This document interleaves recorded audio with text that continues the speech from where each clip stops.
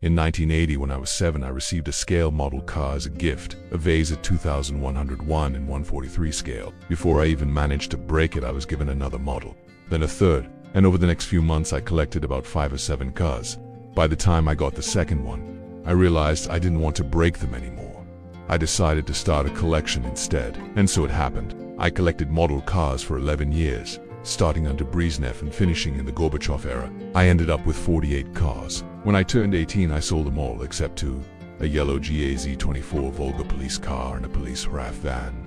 I kept them because my father served in the police, and they were also among the most beautiful in my collection. Bright yellow paintwork, flashing lights, police markings. Back then, model cars were rare and hard to find in regular shops. Most of mine came from Moscow. The average price for a vase was 3 rubles 50 kopecks. A Volga cost about 5 rubles 50 kopek. And my most expensive model was a Niva with very fine detailing, including chrome door handles and windshield wipers. It cost 10 rubles. The most luxurious piece in my collection was the black Jazzy, the official card of Soviet government members. Besides Soviet brands, I also had foreign cars.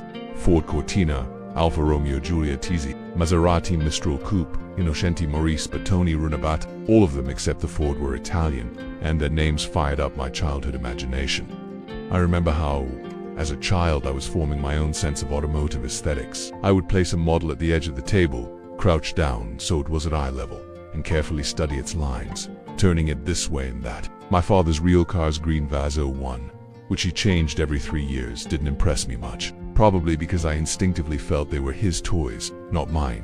What brought me joy was owning my own collection, which grew every year. I felt true aesthetic pleasure and calm when I rearranged and admired the models on the shelf. At 18, I looked at my collection for the last time before selling it. Back then, I couldn't even imagine that years later I would own a collection of real cars. 20 years later, at 38, I caught myself noticing that I still had almost as many toys as in childhood.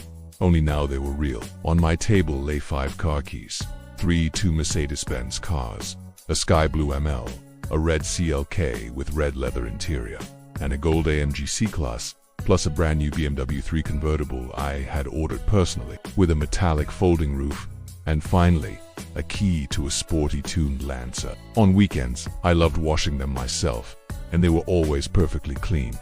Outside, inside, even under the hood, it was a period of financial success for me, and I could afford to buy bright, beautiful cars. I also liked walking a lot, which puzzled my friends and colleagues. I'd explained that each car had its own purpose. The crossover for mountain trips, the convertible for weekends at the beach, the sedan for work. The Lancer for tennis and walking was good for health anyway. It felt as though the child who once crouched by the table, carefully studying the lines of a toy car, had simply grown up, while this fascination remained untouched by time. Driving new, beautiful cars brought me deep and genuine joy. A joy rooted not only in possession, but in the aesthetic pleasure and sense of harmony they gave me. Owning these cars was more than a sign of material success. It was a way to keep alive that quiet, childhood dialogue I once had with beauty, shape, and color. I found serenity in the shine of freshly polished paint. But about the feelings those things awaken: freedom, control, and beauty. Perhaps that is why my father's real cars never moved me in the same way. They were practical, necessary for him, while my models were mine alone, chosen and cherished. Even admiring them, I felt connected to something deeper, the idea that our childhood dreams are not really about things. Later, when the models became real cars, they still served a psychological purpose.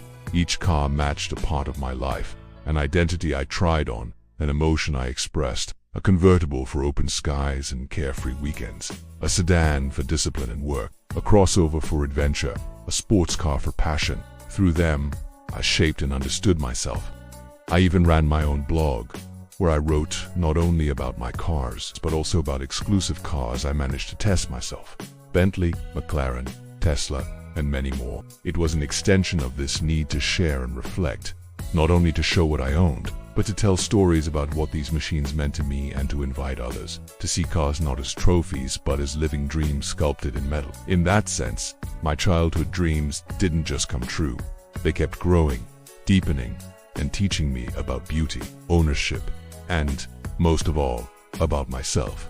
All our childhood desires do not disappear. They become part of us and guide us through life. Sometimes we don't even notice how quietly they steer our ambitions, like an old but reliable compass. The desire to stand out, to prove something to others and to ourselves, is not merely a display of pride but a deep need to affirm the significance of our dreams. What we focused our gaze on in childhood, what we gave our attention and heart to, astonishingly finds continuation in adult life.